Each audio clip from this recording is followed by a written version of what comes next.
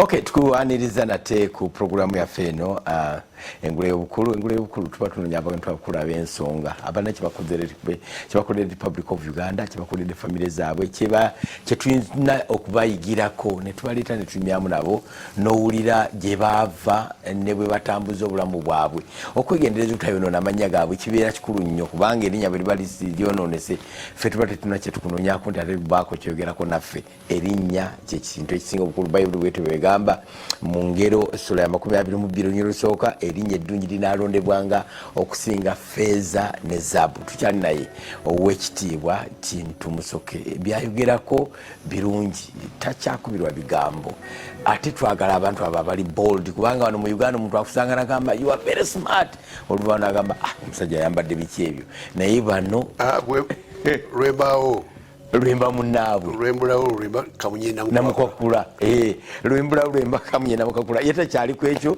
era tabangako ekyo agambye yatandika ebyobufuzi okubitunulira yatugamba yatandika ebyobufuzi obutunulira nga n'emyaka 11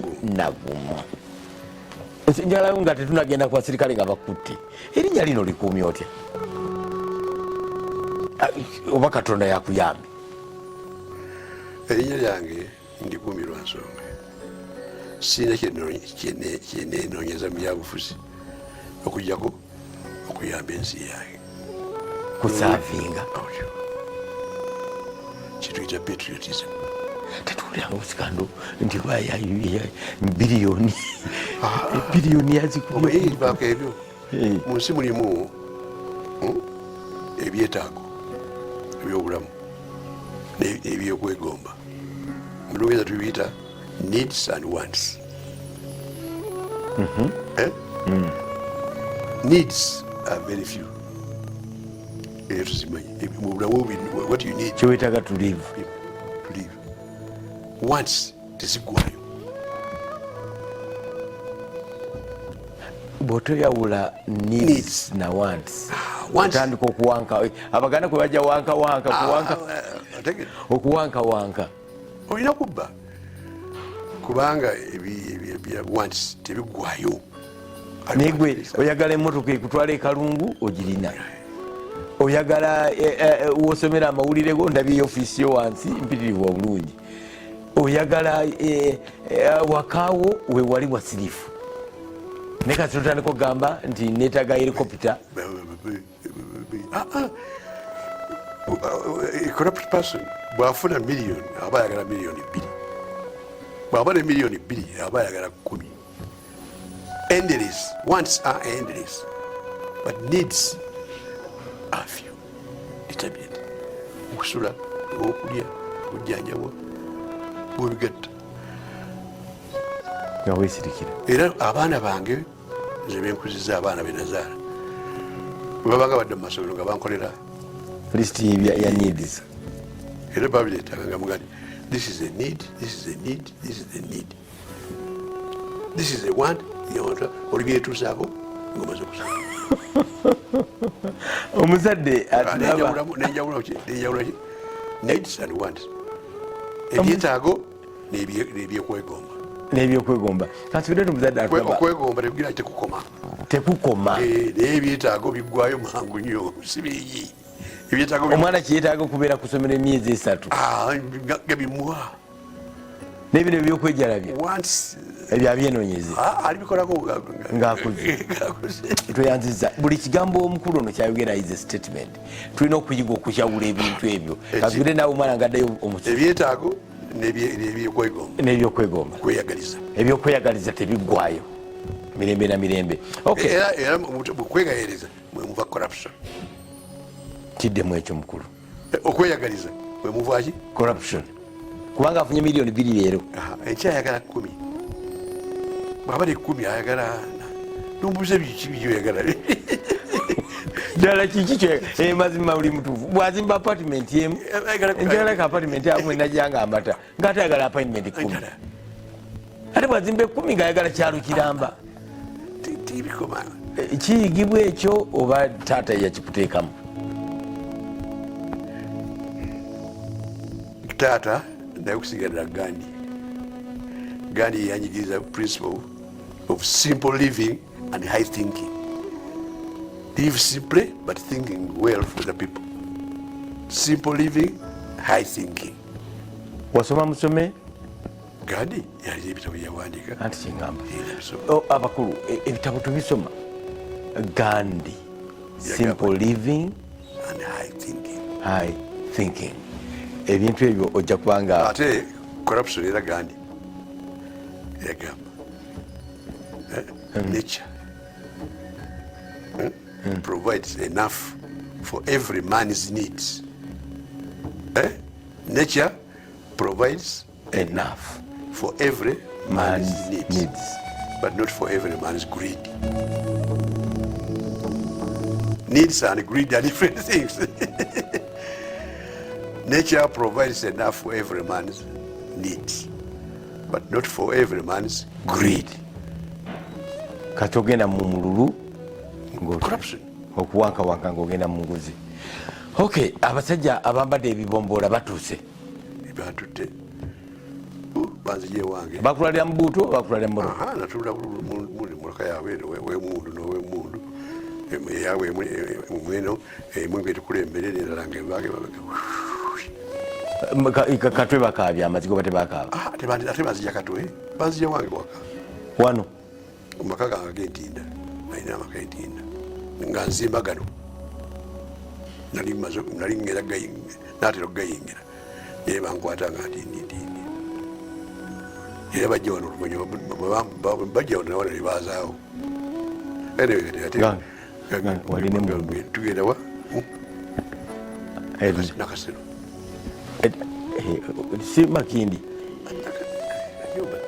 lwaki lusala mu maaso bali lwade wambuuziza nkubuulire mbuulira sebo nakasero lwaki nyingira mu kisenge kyona kyona kijjudde omusaayi bantuuzaawo bansoya ebibuuzo bansoya bino eyo nali ntudde nga waliwo omuntu abaweereza ebibuuzo ebyokunsi yaggulangawo oluggi katono nnyo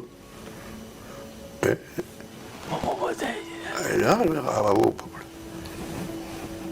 ngenda kulaba olumu yajja nga mumanyi omumala omusitaafa twakolanga naye mumawulire ngaali mu the people naye nga yejoyininga state research yali kyeva nsauti ng'erinnya lye ningawakiri kanfe nga waliwo yandabye ngensauti ng'erinnya lye bane babuuza ti omwe nti mumanyi ng'ate boosi waabwe simanyi oba yali boosi oba kisimanyi nalaba muntu yegeranga nabawo ebibuuzo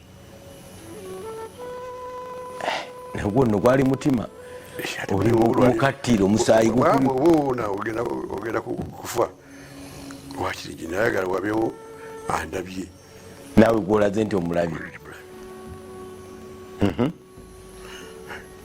bwetwamala nebatuzaayo mu motoka tubagenda mu motoka twajja nabo ku motoka kwaliko ali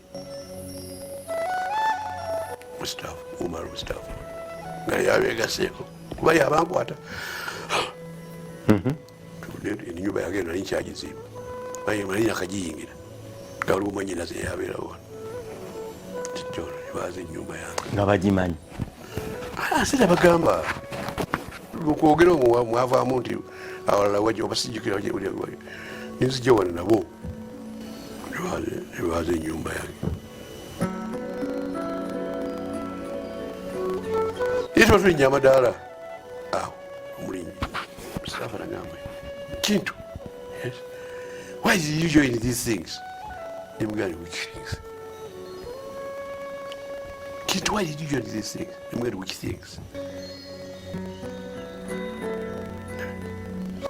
That's very bad. That he never tugenda mu study nyumba yeye nakobera mu property nenda zawadi kwanga nakati etisa mu gwenkumi 2023 naye mu 1970s ngojimaliriza I was 33 years old.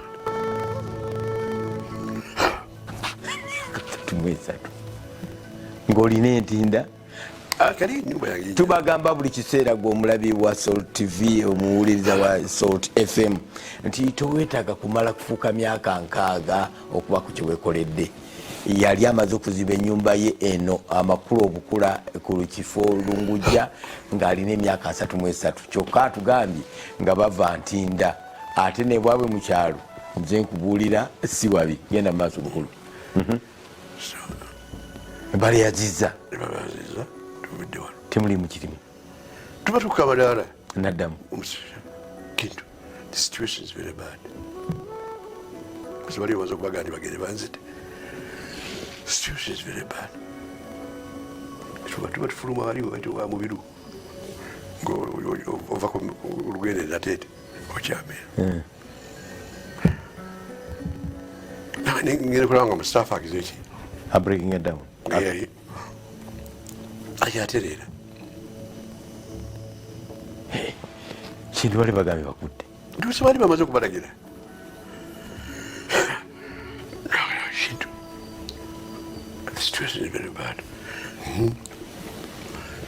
tugenda akumanyi ati twakolanga ne mumawulire nga bwe bampagira nga nze president wa Journalists Association nga bewawagizi bange abampa obululu okubeera president beba bange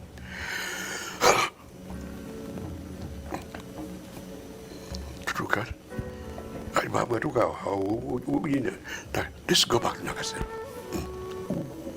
ahuwa mubiruki we wa mukodomi we abazaala aginensi mulamuzi kiddukanya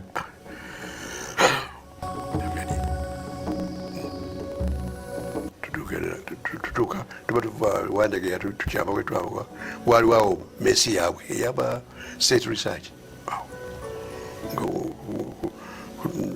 Buganda Road awoludda waliwo ofisi netukyama ofisi yaabwe yaba state research tukawo mustapha nagamba abasajja simanyiwayakolaki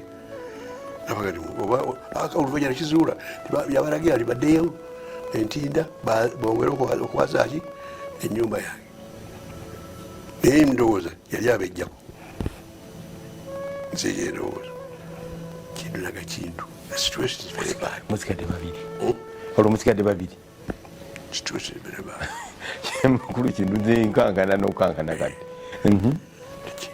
tolinayo muntu mu gavumenti ayinza kuyambako timukati nnayo kibedi gyali wano be kibedi gyali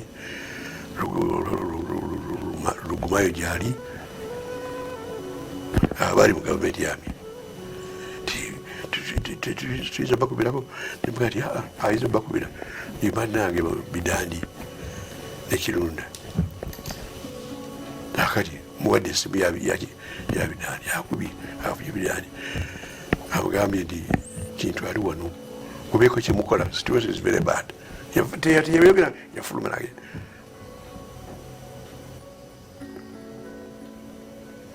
bali abasajja bebakomawo oluvanyuma omukyala wange bwe nvudde mukomera yanga nti bwebava bano bakomawo ne bajja baza ennyumba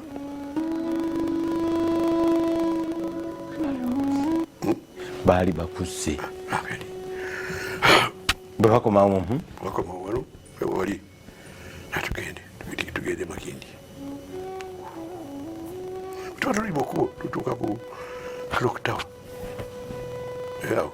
nabagamba this man has got an office here, let's go and search it also. buying time ayagala olaba bidandi alina kyakozeewo omusajja ali muno yali luddawa yafa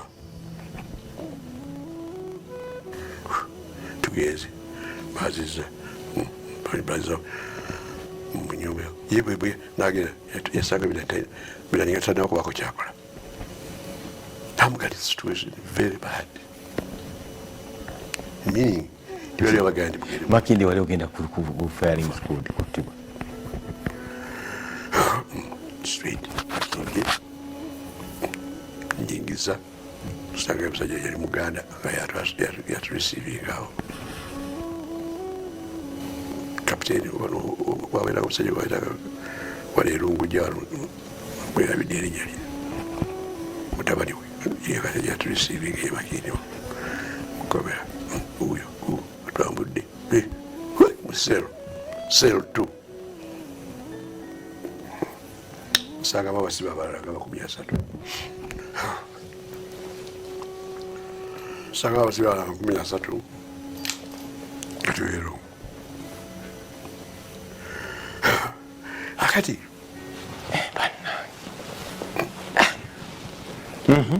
nga tubeera omwo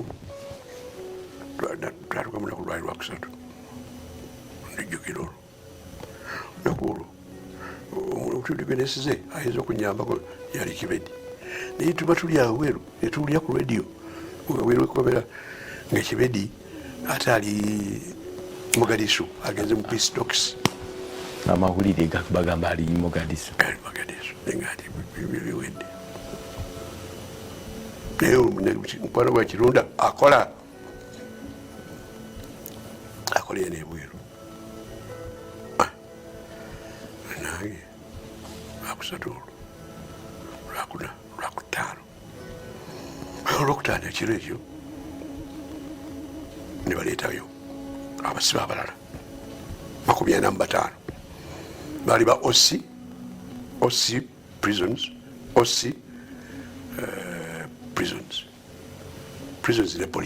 ne police abakyoli amini byali akutte ba OC prisons ne OC police ana mu batano jukira force teyali nene nga bweri kati bakyoli nibo bayingiza mu seero yaffe baba bayingiza bati bajja ku enjotta nebajja kuwalira abasindika mu seero yaffe netubeera nabo ku lwokutaano n'olwomukaaga kati batujjangamu nebatukozesa emirimu eyo mu mayumba g'aba officers okwera busa bwa mbuzi okukola ki byonna munyumba eyo malera nga yakulya egundi era nze batwala nnyo nagendanga nnyo wa malera okuwera obusa bw'embuzi zabeeranga malera erinnya lyavuganye malera yali omukulu musajja wamini yali akulira Makindi yali mu Sudan ali bagitufulumye okugenda okudda kulwo olusanda olwo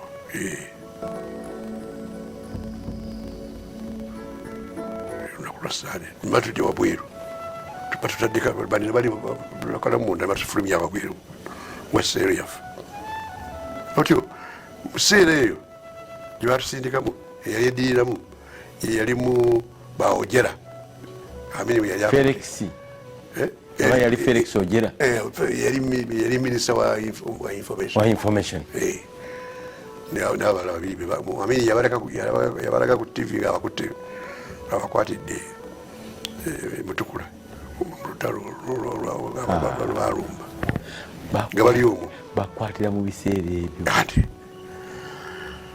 bali omwo basatu babiri abo bali ku njegere agati nefuluma ogenda kukola ate batuli wabweru nebaleeta lusanda olwo nebaleeta kalimuza owe Makerere professor bamwisa fe twali wano museera yaffe waliwo liseera battira abantu kalimuza bamuyingiza butereevu erimu seera yali akoze ekitemu akimanyi oluvannyuma akitegeera kyali akoze kalimuza ati gulisaaki genda olisaaki kalimuza bamukwatira kyate kubuuza nze namukwata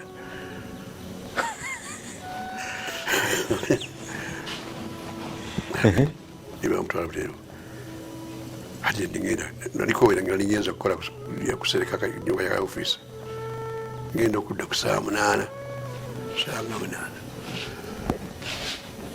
nga bali bonna ana wabataavu babalesa bonna museero tebakyalimu babatutte museero megate kukalimuzo yaba batta bonna 45 emirambo nibajjamu abakufe ne batikka emirambo ku loole ffe ne tugendayo okwoza omusaayi bagenda osi aba muntu mukulu eyo nga babakwata yantonde bonna abakyoli n'obagattamu profesa ne battibwa ku sande olwo that Sunday. I remember it was a Sunday.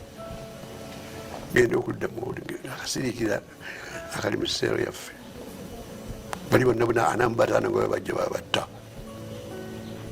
ku sande olwo kubakubana sekirina mundu hama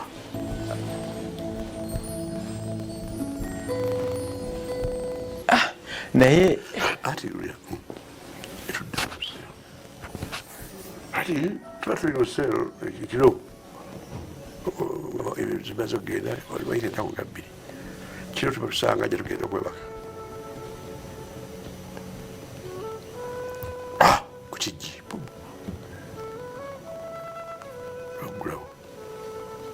waggulawo tolinawuza muno mulimu omusungu gwe baita Kintu Musoke mulimu nalingiza nagenda nali nsirise nga tannawagenda nga nensituka nga ninda kiri oba ngenda kufa kagenda enfe ofa kofirewo nololugwe yandaba nasuka nagenda kino ndowooza nti Kibedi yali abuuza oba nkyaliyo ndowooza nagenda olendida waite ennaku nga 3 4 zanga 4 era mba genza okuwera waliyo omuzungu yali balirase musibe nga genza okuwera burundi mba ndi eyo era omusajja najja ajja nno atuuse museeyo tandabayo bamugambye agenze kukola bamuleese gyenkola takejjawo emugandi luwedde nensituka nemugoberera tutuuka bweru ogenda okutuuka wali mu kifo kyokugenda mu museero gye twavudde twadda ku geeri gye twava gye twayingirira tuukawo wetuyingirira maleera nga waali maleera akutte ebbaluwa yali tamanyi kusoma nakikasuka bwali ku mmeeza zire nkikuba negisoma waliyo omuntu emaani eva mu siresirusakiwa nakasero twaliwo omuntu Kintu Musoke aliyo mumuweereze wano mangu baali baga nti ali eyo ali mubuyekera naye kuweereze bako ndowooza olukibedi amaze okuyingira mu nsonga kati nanolwedde banzije wano bantwala wala okunzita ngetudde mu mmotoka ali mundu neeno ekaaba tuvaayo tutuuka luva ku kanisa Engule Makindi tugenda omusajja bali banubbi abantwala bali boogera mu lulubbi oluvanyuma ne badda mu Luswayiri omukyala bagamba naye abantu babi nnyo nnyo nnyo kale omusajja ono singa bamutta bandimutidde ki omutima gukakkana nati olunubbi wali omwalo bena ali ngati oluvanyuma badda mu Luswayiri uliiza byenkugamba tugenda tuyita mugundi mu Kampala nga bendera kweziriza yali independence time bali bakaita ku 9 October 9 kubanga nzijukira nga ndaba bendera zewuuba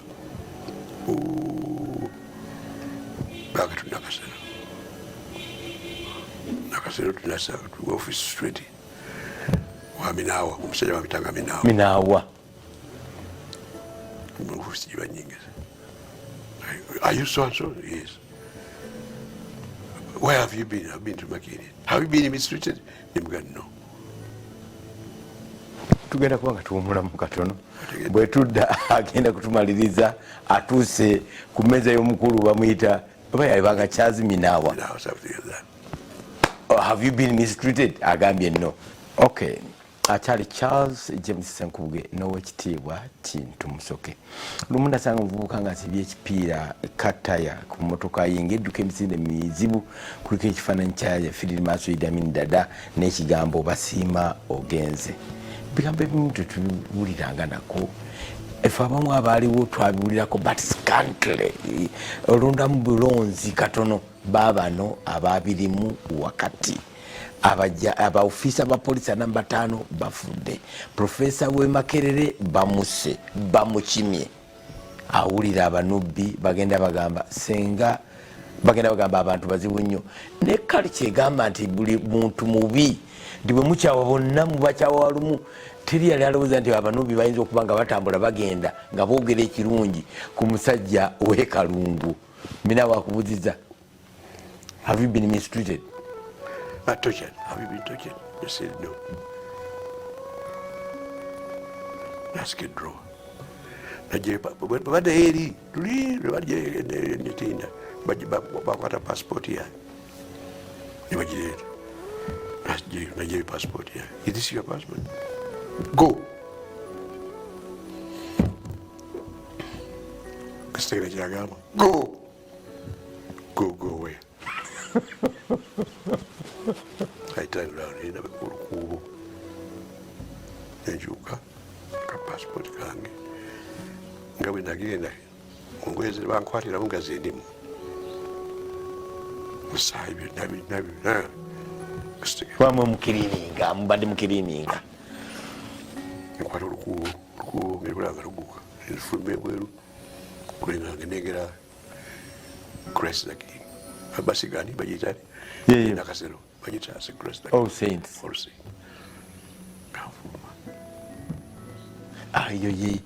Eyo ye state yali state research bureau. Fulumye ndambude musajja najja ngabe nali mayi umaro nganona mumayi naye nga mulubbi omitakana oluvanyuma abeerako general manager wa bonero gye bayita Sheraton. Erinnya ligenze nakuyita nasiba akabalo Volkswagen na kintu kiki obaddeawo novaayo nandika mumotoka nantwala nansula kuki kusapoba tukomaawo olwaleero natuuka wano nga mawuli gatukira dda wa kitange era nga bakubadde ki olumbe bakumadde olumbe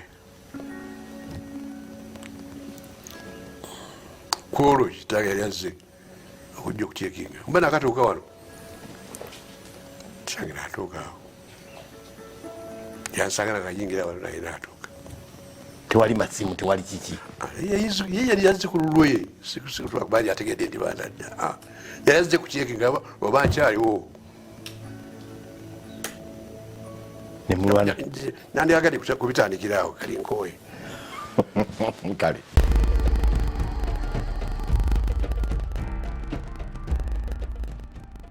awo n'atulika n'akaabawo kyekyali kyewunyisa ku Idi Amin Dada nkoze ensobi efe abaaliwo mu mirembe gye tukimanyi towetantala kwogera linnya lye ng'ebitiibwa byonna tubimazeeyo era yatalabikanga ng'alabise mu bantu ng'ekifuba kyonna kijjudde ebitiibwa Field Marshal Dr. Idi Amin Dada VCDSO VSO VCDSO MC Conqueror of the British Empire Salongo Chancellor of Makerere University Chairman of Africa Organization of African Unity Life President President Life President of the Republic of Uganda awo ng'omumazeeyo era nga takulina kumutawana bonna. Idi Amin Dada kyenkugamba ekyamuyisinga okumwewunyisako abaali abantu ba bulijjo nga tebamulinaako nsonga actually naye nga tabalinaako nsonga nga tumulabanga man of the people omuntu w'abantu avayo ku Sunday n'avuga kakaali ke ku Kampala road avayo ku Saturday n'avuga jipu ye ng'ayambadde uniform y'amagye yanyumanga nnyo. He was a very handsome man ng'ayita mu kibuga ng'agenda abakubirako abantu jambo of course security ye nga mwerine nga tusobola kugimanya. Tumujjukirako ekirala lumu bamunyumya nti yagenda awo ku Ntebe stage we yabeeranga awo waliwo awo abasajja abazannyanga ludo n'asimba akagaali ke wali najja n'atandika okuzannya nabo ludo kati waliwo omulema across the road naleka nagamba bakulaba omwenya balowooza oli muntu Amini nayongera namwenya nnyo naye Ludo yamugenda maaso katono navawo nagenda enkya ku makya emmotoka nezijja nga zigamba nti abalema bagenda bawa ssente n'obuyambi obutali bwa bulijjo. Buli mulema ali mu Kampala basooka kukirangirira, buli mulema ali mu Kampala akuŋŋaane bagenda kubawa ssente n'obuyambi obutali bwa bulijjo. Bonna ne bajja ne babatikka ku biroole byali bya tipa ne babavuga ne bagenda ne babayiwa ku ddaamu ejjinja. Yo Idi Amin Dada ensi yali ajagala teri akayanye. He loved the Republic of Uganda naye nga tamanyi kyayinza kugikolera okugitwala mu maaso. Ebintu yabirabanga actually abalabe ba Idi Amin abasinga beyatyanga baali bannabyabufuzi. Munnabyabufuzi bwavangayo n'osirika nga takunyega naye kasita wagezanko okupracticinga politics mirembe gye nga tamanyi kyakukolera okujjako okukujja mu nsi. Waliwo ekitabo kye nabadde nsoma bakiyita to those who died. Bawandiika experience nzibwe nnyo. Omu yasinza okunyumira bamuyita brigadier, omu yasinza okunyumira bamuyita brigadier Hassani Suleiman. Ono yali army chief of staff Apollo Milton Obote yali yakamuwa oba army chief of staff nga tebanamuwamba. Kakati nga Amini teyamwagalako nakatono kubanga yabalabira ddala ti bano be baali baagala okudda mu kifo kye ekya ame komanda. Kakati yamukwata namusiba ate ne bamutta bubi nnyo, bamuvuga ne bamutwala eruzira ne batisiza emmundu n'okumutematema nga batematema akabuzi akagenda okukalirirwa. Idi Amin olutalo olusinga lubeera na bakyoli na balango kubanga ye force yali ajjeewo era nga be bali positions ez'amagye kale yabeera alikiriranga nnyo era ng'alwana okulaba nti nno abajjawo abazikiza mu ngeri emu oba endala. Waliwo gwe nabadde nsomako bamuyita Major Emmanuel Ogwal yamutya kati mbu aba state research ne batandika okumugoba mu kibuga mbwanudde bamugoba mu kibuga nga lizinga emmotoka z'empaka eziri ku rali nga zidduka ne zimu ne yeetolola nayambuka nga gwera oyinza okuddukira ku pikipiki nga poliisi ekugoba. N'agenda ne yeekweka wa mukwano gwe Dr. George Ebine. Oluvannyuma bamugwako ne bamukwata naye Amini effujjo lyalina lyali ppitirivu nti Dr. Ebine bwe bamugamba nti ewuwe gyebadde omutugi gwabadde anoonya gyeyekwese yabadde yekwese bamulumba mulago bamusanga alongoosa ne bamukwata n'omulwadde gwe yali alongoosa ne bamutwala mu Malire lwe lubiri lwa Ssaabasajja ye yali Malire Mechanized Battalion. Ne babako bwe babasimba ne bavuga tanka ati the command of Idi Amin Dada tanka ne zijja ne zibayitako. Ekintu Musoke owekitiibwa okukaaba memory zitambula bingi ebiseera bitwali bato naye baba aliwo abakulu bajja kubanga bakunyumiza. Waliwo gwe basibira mu komera ery'Emakindye. Makindye aluddewo Kintu Musoke omukulu yabadde atunyumiza nga atugamba nti eryali komera lya Kabaka naye bwe yafuuka beesi y'okusibiramu abantu ekkomera erimu bayita Singapore nga batyokoza Idi Amin Dada olw'okuba nga batyokoza Apollo Milton Obote kubanga bagenda okumuwamba yali Singapore. Kati nga kibanyumira ekigambo ekyo n'ekkomera erisinga okubonyaabonyezebwamu abantu ne batucuma Singapore. Omukulu Kintu Musoke yatugambye nti bwe bateeka abakyoli baligibaye officers abapoliisi n'abaprisons kati ne babasibiranga eyo era nga gye babajja ne babata. Waliwo Michael Kagwa bambi ye oba yalwanga bwemage mbu yalina omuwala omu yali ayagala mukyolinga mulungi bamujja ku International Hotel International Kampala ye Sheraton kakati ku swimming pool ne bamutwala ne bamutira eyo Masaka ku border. Abantu bangi abaafa ate olwo nga sinayogera kuba Janani Luwumu Werinayo Oriema Oboth Ofumbi of course nekitange Jolly George Wanukana mwatulira ono ye bamujja Kenya ne bamuleeta abaali tatya kubinyumya bagamba bamukuba kayondo ku mutwe. Ate oyo enfa bwe zityo zaalinga nyingi, ng'omuntu afa ne bamwokya omulambo ne bagusuula mu kibira awo omulaba enamanve. Baganda baffe bangi nnyo, bajjajjaffe ne bakitaffe bangi nnyo bali mu kitundu ekyo, kubanga yali dumping area ey'emirambo eyayesinga obunene. Kale ye kitange Joljo Kiwanuka kyensinga okumujjukirako nti ekyo kyekyatta jjajja. Jjajja bamuyitanga Naku, Ejuliyeri Naku. Yalina abaana be babiri, single mother, abakuzizza. Omu ye Joljo Kiwanuka afuuse omuntu, ne bamubikira nga yabeeranga Ntebe, ne bamugamba nti omwana wo yafudde. Ne tugenda e Lubaga gye yabeeranga, tulinze omulambo nti banaaguzuula, omulambo gwabula. Abataali tebakwatibwako nnyo mu nnaku 2-3 ne bavaayo.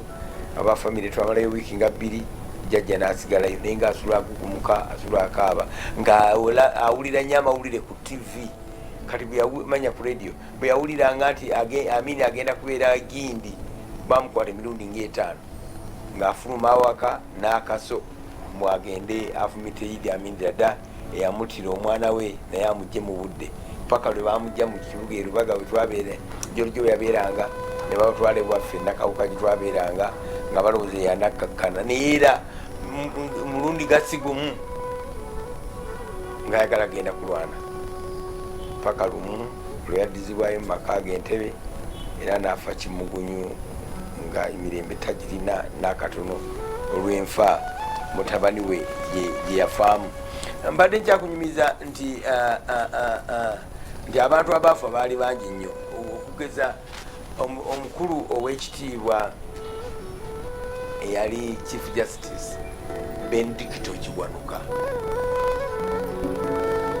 Ati ne bannamateeka nabo balina emputu nga bwe balaba ennaku zino bwe bali bakiwajja batatya oba kiki oba kiki, agenda n'awulereza omuntu ate omusango n'agusala ng'amateeka bwe gamugambye okugusala. Mujjukira nti waliwo etteeka palamenti lye yali yeeyisizza eri abo abavumira bannaabwe ku social media. Omulamuzi n'agamba baba baliisa mu bukyamu, ffe twali tusanyuse nti tunaawonako ku bantu abavuma bannaabwe. Omulamuzi n'agamba nedda. Naye ne Benedicto Kiwanuka waliwo omusango gw'omusajja oba bamuyitanga Donald, yes, bamuyitanga Donald Stewart. Donald Stewart baali bamukutte lwa nsonga ndala, naye gavumenti ya Idi Amin Dada negamba nti baali bamukutte nti yabba oba dayare oba office directory omwabanga amasimu mu woteeri, ne bamutwika mukomera n'amala ebbanga ddene. Ndoza tebaali bakumuta. Kati Joljo Kiwanuka, Benedicto Kiwanuka bwe bamuta ne bamuza kwa Chief Justice, naga musango omuzungu ayagala kuwulira n'aguwulira n'agamba obujulizi onna bulaga nti omusajja yakwatibwa mu bukyamu kubanga amagye ge gamukwata, nti ate wano mu Republic of Uganda amagye tegagwanidde kwetantala kubaako ge gakwata, poliisi arresting abantu. Ne bagamba nti facts zonna ziraga nti kiraasi ye n'ekitiibwa ky'omuzungu ono yali tayinza kubba telefone directory agikozesa eki. Omusango n'agugoba n'agamba abamakomera bamute immediately. Musalongo yagusala saawa nga 5 ez'okumakya, saa ziba 9 ez'olweggulo. Abasajja ne basimba pujo mu luggya lwa High Court mu Kampala. Basajja baali 3 ne bamuwanulayo.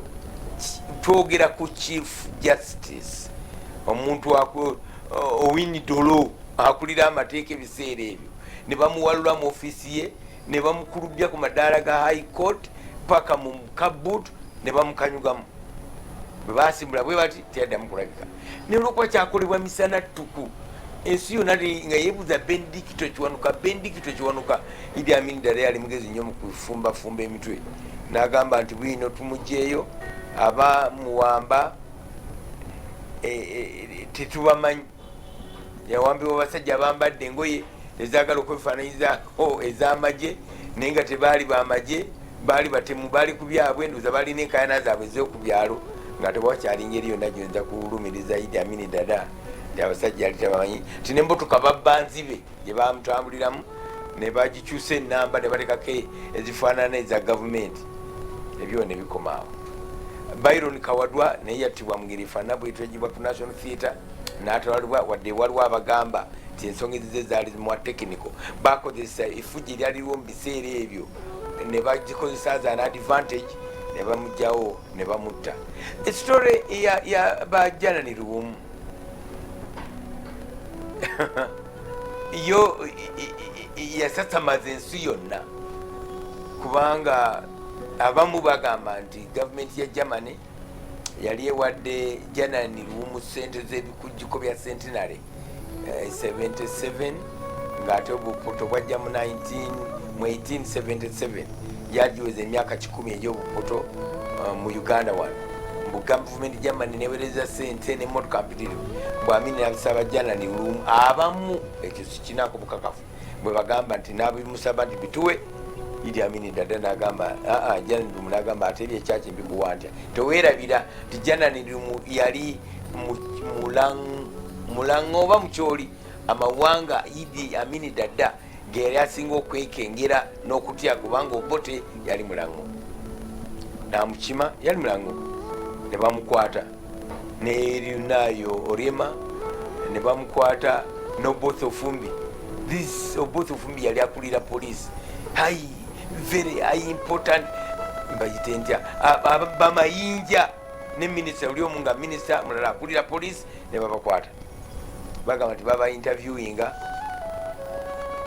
ne bagana okukkaanya ne babatta bwe yabeekubira amasasi. Naye oluvannyuma yayita press conference oba n'omusajja we bamuyita ngani ng'ajja yajja yeremaza bw'ati mu press conference bano statement gye bakola nti baali babajja mu Nile Mansons mu State Research Bureau, babatwala mu kkomera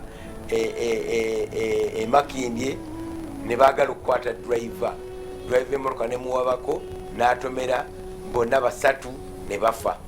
Era ne driver ne bamuleeta nga bamusibye ebibandegi ng'awenyera n'atula mu police conference, taddamu bibuuzo kubanga Oluzungu talumanyi n'Oluganda talumanyi, ate abali bamubuuza tebamanyi Lukakwa.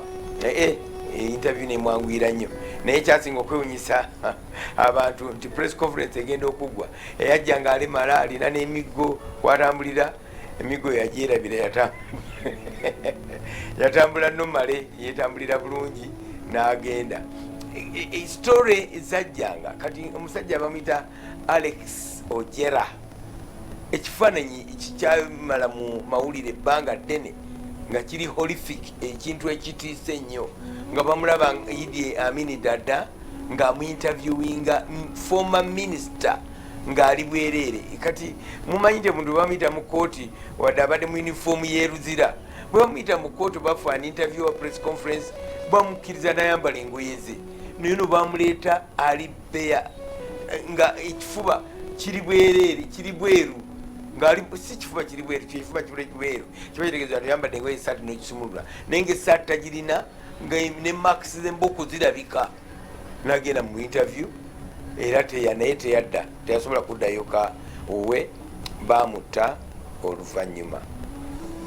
Period eyo olutalo nga lwakaggwa, baakuba mu mawulire nga bagamba nti mu regimu ya Idi Amin enejjukirwa olwa the most brutal regime yali ebaddeko mu Republic of Uganda, nga bagamba nti ngatta abantu nga tebabasalidde emisango, ate ng'abatta olw'amawanga gaabwe, kugambye amawanga agasinga okunyigirizibwa tribale, teggwanga lyonna liryanda sigi balijumbye, baali Balango n'Abakyoli, abakuliranga polisi, abakuliranga prisons, abaali abanene mu magye. Waliwo olwo yabayita bonna abaali aba General Service GSU, General Service Unit, n'abagamba mwenna abadde bakola mujje mweyanjule, ate eyanjule bwe tunakwatako owedde, naye gwe yeyanjudde waliwo ekisonyiyo amnesty. Abaasirwala ne beeyanjula bonna babakwata ne babasibira mu makomera erira. Si nnaku nnyingi nti bakusibiddeyo emyezi 3 nedda, nnaku nga 3-4 nga abalala bonna bakuŋŋanya across the country. Oluvannyuma babaleeta ne babavuga ne babatwala ku Karuma. Ekitabo kigamba kiri kye nakugambyeko, kigamba to those who died. Ne babatwala ku Karuma ne babafuba ebiso nga bwe basuula mu River Nile. Ab'e Cairo bafunanga omusaayi ennaku ezo, amazzi noza nga gajjudde musaayi, naye amazzi gagenda geeyoza nga bwekitegeera ndowooza era gatukanga nga tebasobola kukimanya nti mubaddemu omusaayi. Bonna ne babata abajji esiyo.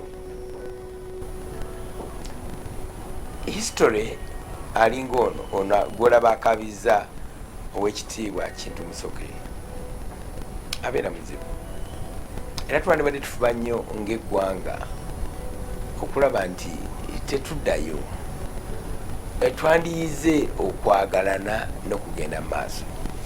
Naye kati ebigenda mu maaso abantu bibazaayo mu tribal thinking. Abantu batandika okwerowoozaako ng'amawanga gaabwe bwe gali, ne batandika okwesosola n'okweyisaamu emimwa. So nga twandibadde ku kiseera kino twongera kulowooza ku Uganda ey'awamu nga owekitiibwa kino Musoke bw'agamba, kubanga bwe bwali omuwumbo gana amawanga gaffe amalala tetuyinza kugeegaana kubanga ddala gye tuva. Naye yagamba bitole bitubutole ebibegebwa ku kintu ekinene, ate kiteeka okwegatta n'ekirala okufoominga East African Community. Tugenda kubanoonya abakulu bonna gye bali, twogere nabo tubabuuze kimu bibiri bye bajjukira ku nsi yaffe nga babitusomesa, tusobole okwecekinga okugenda mu maaso. Bwe tutakikola tujja kuddamu tugwe mu nsobi ezo. Bwe tutecekinga tujja kwesanga ng'emyaka gino gyonna tetulina egya His Excellency Yoweri Kaguta Museveni nga tetulina kye tufunyeemu, nga tuzeeyo tweyiye mu kibakuli ekyegyenkaaga ekyali kijjudde okulooleza mu mawanga, okulooleza mu madiini, okwesosola wamu n'okwevuma. Tusobola okutwalira awamu eggwanga lino. Tukyali naye tolowooza nti tumumaliriza. Ekibuga kiwedde Kintu Musoke, tujja gendako mu kyalo kye, ate bwe tunaba kisobose tumulumbeko ne mu offisi. Abantu bonna abasinga basigala bakakkala ebyegyeggwanga naye ffe tetugimanya. Abadde Charles James Senkubuge n'owekitiibwa Kintu Musoke tukyamutwaliriza mu maaso. Bwe tunamala tumuleete n'abalala, buli anyiikiridde omulimu gwe kabeere ng'abadde asika kabalagala, kabeere ng'abadde muzimbi buzimbi, kabeere mulimi wa mboga naye ng'akikoze bulungi, tujja muleeta anyumye ebyajjukira, atuwa amagezi kyasuubira bwe tuyinza okuva we tuli okugenda mu maaso. Mukama abanjagalire.